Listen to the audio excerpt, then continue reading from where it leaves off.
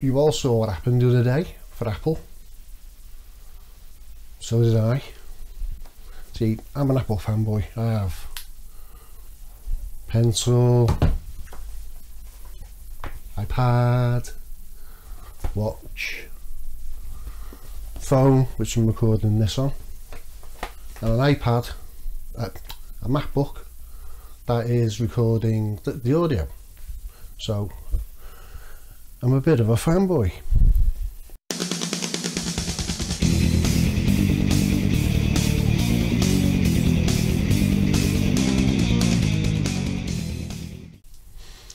Even so, even I ended up being disappointed. I know there's a lot of videos out there who have been slating Apple for not doing more, and other videos who have been slating them people because what more do you expect, and all them funny kinds of things. They're both right to a degree, I would say. My take on it was quite simple. I always look forward to the Apple event for the iPhone every year. And I know they don't upgrade them massively every year.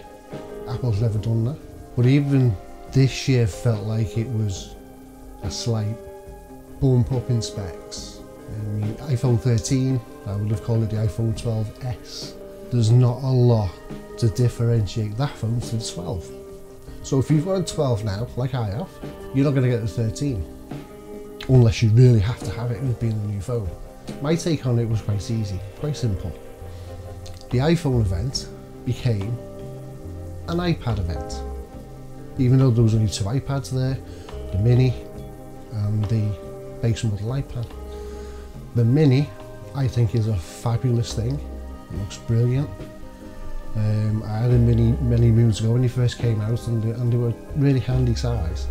But the screen was too small. Well, this one looks like it's going to be better than that, obviously.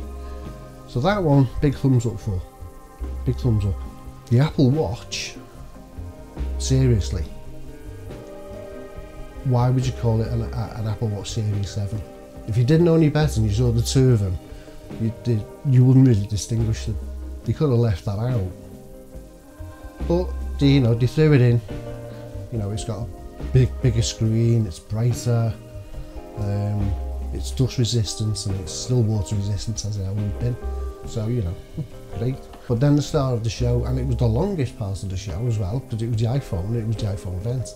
What got me was, my first impression was that it was more of a showcase of iOS than a new phone. If you're upgrading from an older phone, I would say the 10, 10R, 10S and older. I'm not even sure I'd upgrade from an 11, particularly if I had a Pro 11. There's just not enough to entice people.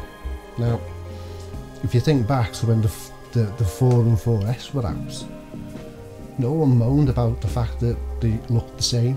One was a bit faster than the other, and a few other bits and pieces. Everyone sort of went, yay, Apple's done it again. No one moaned. But because this has got a fully fledged number, 13, then people are not happy. And I can see why, to be honest. Like I say, I think the incentive to upgrade is not there. Not if you want to upgrade every year or want to upgrade every 2 years. To be fair, I think if you've got an 11 or even a 10, iPhone 12 is going to present best value. Cost-wise, it's got most of the features of 13. There's some stuff it doesn't have. I mean, I've got a comparison between them, the 11, the 12 and the 13. So obviously they've all got the same screen size. To me, the biggest one that's the difference between the 11 and 12 is the 5G connectivity. It's only 4G, the 11, so that could be a reason to upgrade. The wide and ultra wide cameras are the same. Obviously the iPhone 13's got the cinematic mode, but it's only at 1080p. Even if you wanted to use it, is it going to be good enough to use? I mean, I'm using my 12 to film this video, but it's doing 4K 60, which according to their website it can't do. Dolby Vision HDR is effectively the same. As I say, my 12 does 4K 60, as does the 13. So if I wanted to upgrade for something with a better camera, I wouldn't be getting a better camera. But according to Apple's website, it's only 4K 30. So, you know, your mileage may vary depending on where you live. Mine's a global one, not a US one. That might be the difference, I don't know. Optical zoom is still 2 times for all 3. The chip itself, A13, A14 and A15. And it goes from the 11 through to the 13 incrementally. Now, I watched a video yesterday where someone said, would you actually notice the difference between the A13 and the A14? Or even the A14 and the A15? Would you really notice it? Years gone by, the chips were advancing so much more. 13 and 14 chip in the 11 and 12, I've got the same exact spec, for the exception of the neural engine. On the 12 it's 16, and on the 11 it's 8. Again, it depends on whether that's a benefit for you, obviously. Oh, and the neural engine on the 13 is the same as the 12, as is the rest of the chip, the efficiency cores and the GPU cores. Strangely, the 13 says it's faster than the competition. What's that mean? What about the 12? The 12's got the exact same chip in, but it's a 14, not a 15. What's the difference between the two? It's all well and good saying faster than competition or whatever, but a lot of iPhone people upgrade from iPhones, and they want to know what the differences are going to be. So I think one of the other big things as well, like the 5G, is the battery life. The 11 and 12 both have 17 hours of video playback, and the 13 has up to 19, so it's a bit bigger, and that might make a difference, because I know back in days gone by, like with the 4S and the 5 and the 5S and the 6, I ended up getting the 6 Max, the big one, because of the battery. It simply was just larger. I know it had to drive a larger screen, but it was larger and it suited me better to have that. But as things have gone on, I went from the 6S Plus, there you go, straight to the XR. It wasn't much difference, because the screen size was full, so no home button or nothing like that, but it made it that the screen sizes were very comparable, so it didn't feel like I was getting a smaller phone, but it had a better battery anyway. And then obviously I didn't get the 11, I went straight for the 12, and it's been good, it's been great, you know, it does what it needs to do. And then after that, the 12 and the 13 are pretty much the same ceramic shield front, aerospace grade aluminium, water resistant up to a depth of 6 meters for 30 minutes, is the same as the 12, and the MagSafe works with both. Whereas the 11 only has a 2 meter depth and doesn't say it works with the MagSafe. So again, you know, it's little things. This is what annoyed me on Tuesday. I wasn't expecting massive change, but the one thing I was expecting was USB-C connectivity and charging for the iPhone, or at least the iPhone Pro. Why? The iPad mini's got it, the iPad Air's got it, why not? And then in capacity, there's a difference there. Again, depending on what you do with your iPhone, depends on what memory you're going to need, obviously, but the 13 goes up to ½ a terabyte, where the other two only go up to 256. So if you're like me and you shoot videos, then a 512 might be better for you, and to upgrade, that is your upgrade, is the memory, not the actual phone itself. And then the display between the 12 and 13 is the same XDR Super Retina, both OLED, both the same size, contrast ratio, true tone display, wide colour display, haptic touch. The only difference is the max nits brightness, typical on either. One's 800 in the 13 and one is 625 in the 12. But then underneath it, max brightness, HDR, is 1200 for both. So, and then obviously the iPhone 11 has not as good a screen. I mean, it's a good screen, but it's just not as good as. Weights and sizes are all very, very comparable to each other. And as I say, it seems like it's a 12S, not a 13. yes, it's disappointing, especially when you look forward to the Apple event every year. Even if you don't end up buying the phone, you always look forward to what's new and what will trickle down next year. Just going back onto the Pro Max and the Pro, there are differences. Other than the actual chips and stuff is the same as the 13. I think there's an extra GPU core on the Pro, and then there's the better camera system, and also the fact that it's got ProMotion cinematic mode.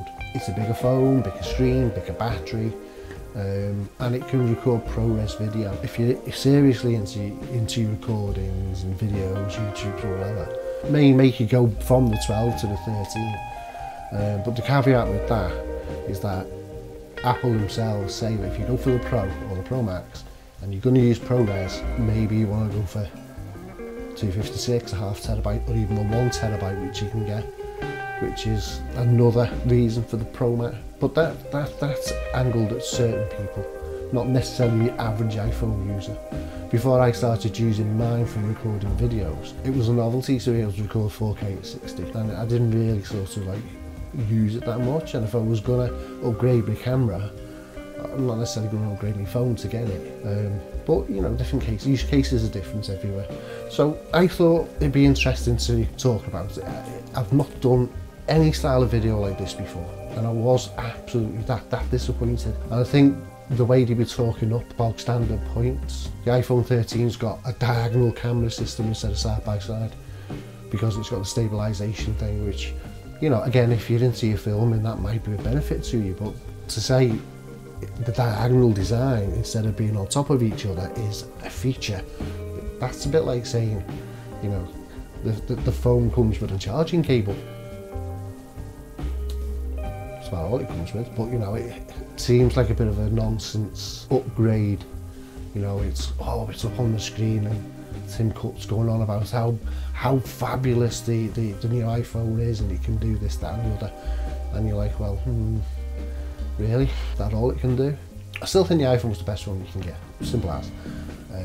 I think there's still going to be a lot of people buying the 13 and 13 Pro Max. I just think a lot of people who are going to upgrade from older phones, SE 6s, 7s, 8s, are probably going to go maybe 11, probably 12, because you know you're going to get at least 2 years out of the 12, because you're not going to want to upgrade to the 13, and you're going to be a bit standoffish of the 14 when that comes next year.